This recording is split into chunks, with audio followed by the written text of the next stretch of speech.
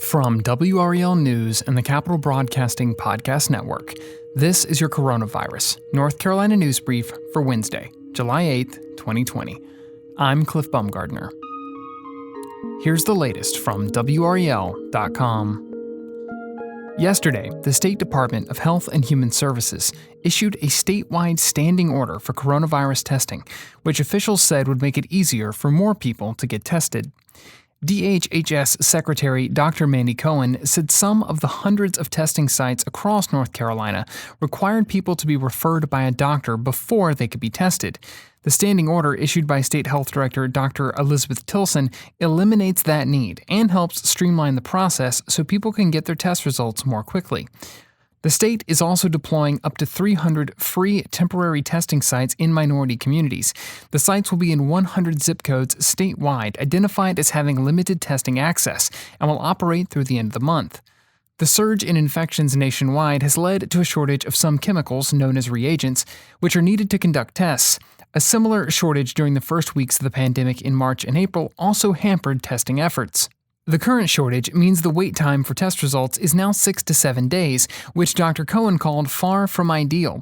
She said state officials are pressing the federal government for assistance to expand the supply of reagents. Cohen said eventually, different kinds of tests will likely be needed to meet the growing demand without stressing supply lines. With the planned start to the school year less than 6 weeks away, state leaders are still debating how best to keep students healthy during the ongoing coronavirus pandemic.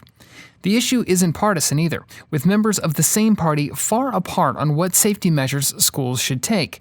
For example, when lawmakers set August 17th as the start date for the school year, the legislation also said schools could not use remote learning for the first week.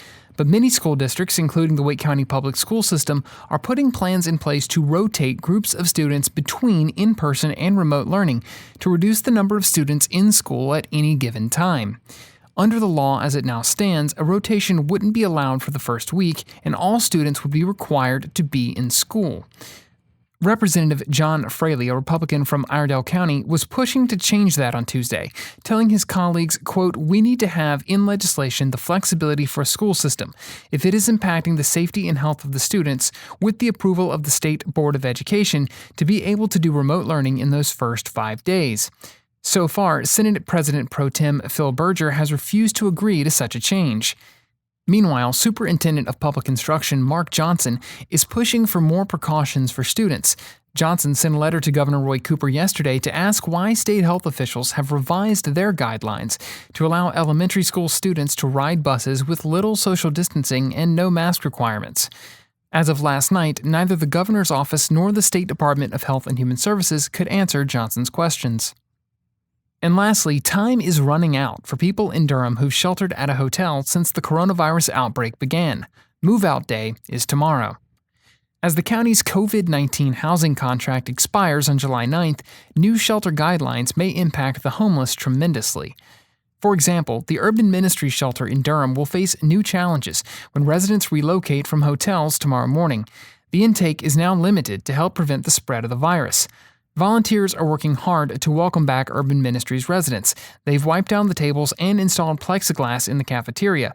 The shelter has reduced the number of staff and volunteers on campus, and following COVID-19 health guidelines, only 83 beds will be available for those in need compared to the normal 149. Executive Director Sheldon Mitchell said the shelter plans to open an alternate location for those who, quote, identify as medically fragile. In recent weeks, 3 residents tested positive for the virus.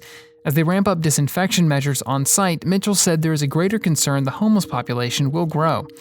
In response, he's working with county officials to find other shelter options in the area and building relationships with landlords to secure affordable housing. UMD directors are also asking for community support to help donate beds and linens so residents have a place to sleep when they do move out. This has been your Coronavirus North Carolina News Brief for Wednesday, July 8th, 2020. If you enjoy the information and resources you get from this show, let us know. Leave a rating and review wherever it is you listen. And while you're there, don't forget to subscribe so you don't miss our new episodes. Thanks for listening.